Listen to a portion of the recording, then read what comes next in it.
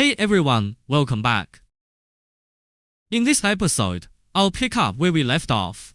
I'll show you how it's done in Blender. To complete the initialization of our piano puppet rig, this mainly involves setting up the initial KeyRipple config, the performer and the keyboard, then generating the control system, and completing the bone control mapping. It's not too complicated overall. But there's one part I'll skip. As you can see, Kinich already has a keyboard in front of him. How the keyboard was made, and how it got placed here. Won't cover that. In this episode, I've already recorded another video that walks through the entire keyboard creation process. I'll put a link to it. Just go check out that video instead. I won't be going over it here. Alright, let's open our KeyRipple add-on first. Once it's open, what we need to set up is right here. You can see there's a performer and keyboard field. Both are empty right now, so we need to select Kinich's mesh, not the armature, but the mesh. Snap it into place. Why won't it snap? Alright, I'll just type it in manually. It won't snap. Same thing with the keyboard. Just select the keyboard directly. Once that's selected, we need to initialize. Click Setup All Object.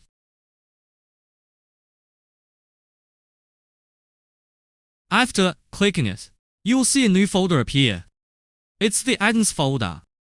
Inside the folder are all the controls, including some position recorders. Everything is already in there. If we expand it, we can see the hierarchy. You can see the palm with each finger under it, along with the finger's pole target. That's how the left hand looks. And the right hand is the same way. We can also see that under mid hand there's a look underscore at, which controls the orientation. Mid hand is the position between both hands, and it automatically adds a driver to make sure mid hand is always right between both hands. Now, where are all these things located? Well, if we select them all. Once selected, you'll see they're all in the same spot, right where the 3D cursor is. Let's move them out of the cursor position.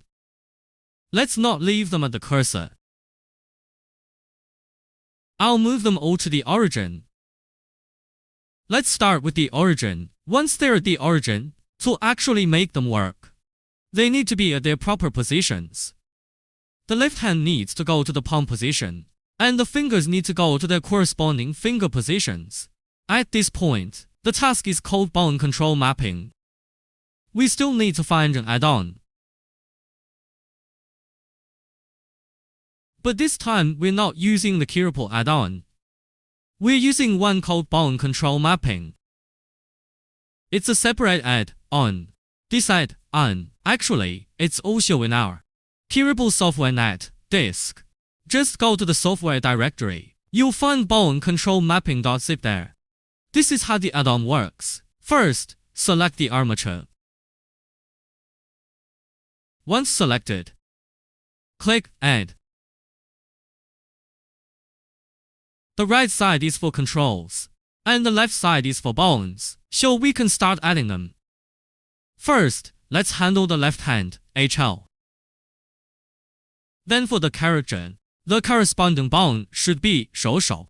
Keep adding. Let me spread this out a bit. Keep adding. HR, so this is hand R. Next up, we handle the arm's pole vector, HPL. This one should go at the elbow position. But I need to find where the elbow is. Because the names are in Japanese, I can't type them here. I'll just scroll down and look for it. Of course, there's another way. I can just go directly into where I want to place it. It's basically this bone's position. I'll just press FR. I've got it set to English here. I press FR and paste. Found it, same deal on this side. Here, I copy. Then add it again.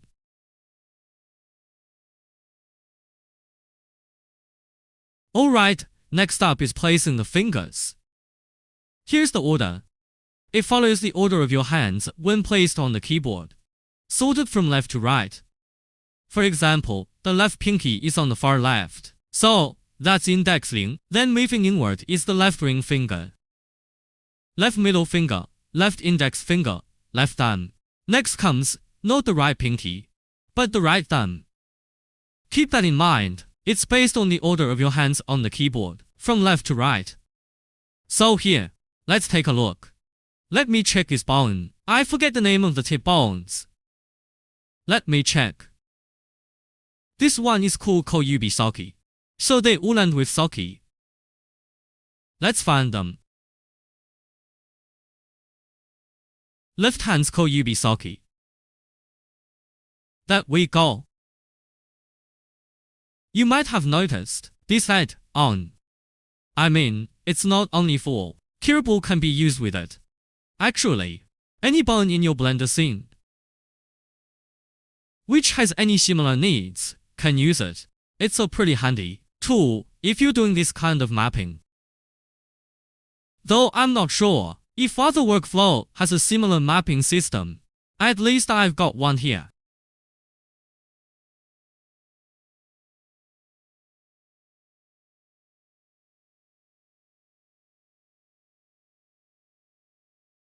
Oh, I made a mistake here, right here.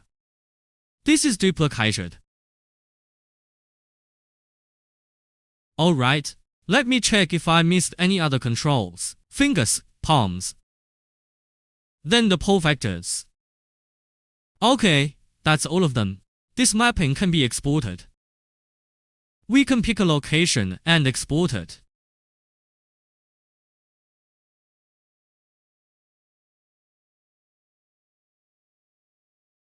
Why would you want to export it? Because if you're working with a lot of bones, but they actually share the same bone structure, then for the next rig, you won't have to manually fill it all in again. Just select import. It will load the data you just exported and bring it right in. Alright, so we're done with that. Let's click sync. After clicking sync, let's take a look now. Where did everything end up? Let's select it all and see. See, this is the left side. The palm is already in place. All the fingers have also reached their tip positions. The arm's pole vector is here. Let's check the right side too. Same thing. They're all in position now. Now let's check the mid-hand position. As for the middle position, it's right between both hands, so it shows up right here. But I forgot one thing. The head CTRL. The CTRL should go on the head bone. Let me add it here.